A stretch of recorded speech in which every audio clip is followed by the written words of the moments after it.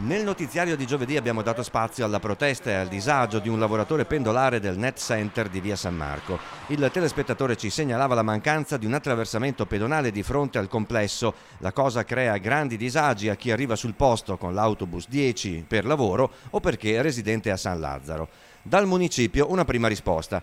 È impossibile installare un attraversamento pedonale su via San Marco di fronte al Net Center, è un tratto di strada a scorrimento veloce, spiega l'assessore ai lavori pubblici Andrea Michalizzi.